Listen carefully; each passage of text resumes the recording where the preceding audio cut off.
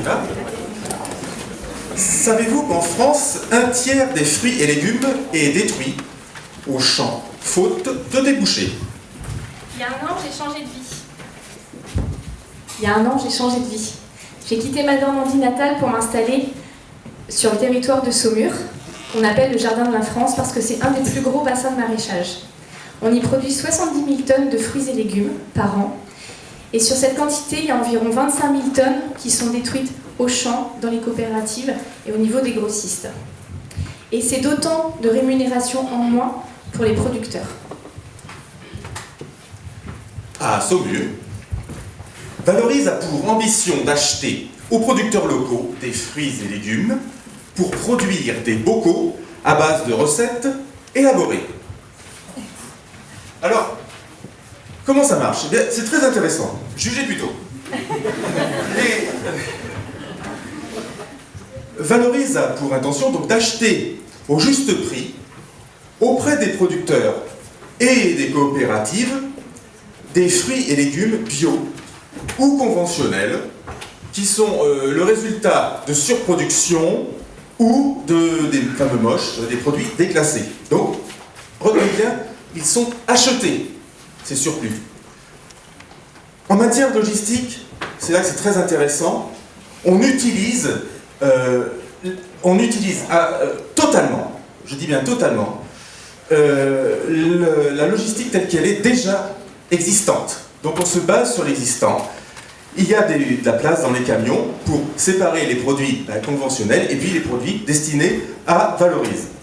Ce qui fait que, autant du côté des entrants, c'est-à-dire des matières premières, que dans la partie du départ depuis l'atelier des produits finis, nous utilisons la logistique existante. Alors, l'atelier, en fait, n'existe pas encore. On veut s'implanter, Valorise veut s'implanter aux mines de Vivi. On prévoit d'y transformer 50 tonnes de produits bruts pour 40 à 50 000 bocaux par an et pour un chiffre d'affaires de 160 000 € par an. On y produit quoi?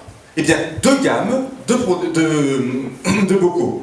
Une pour les GMS, avec un public visé qui est le public des familles, un public familial, avec un affichage dédié, donc il y a tout un packaging qui a été envisagé, qui est réel, qui est bien avancé, et puis des histoires fondées sur ce qu'on appelle les food heroes, des graphiques, quoi. Et puis une clientèle plus haut de gamme, destinée, les produits iront aussi du côté plus haut de gamme, vers donc, les points touristiques, nombreux près de la Touraine, près de Saumur, les épiceries fines, les magasins de proximité. Voilà où vont être écoulés les produits plus haut de gamme. En toute hypothèse, le modèle a été entièrement chiffré et évalué. Alors, les impacts ils sont divers. Déjà, on dynamise le territoire et on a enfin, sur le bassin de Saumur, un outil de transformation qui reste à créer, bien sûr. Mais vraiment, là, c'est le dernier maillon de cette chaîne qui, aujourd'hui, est très bien avancée.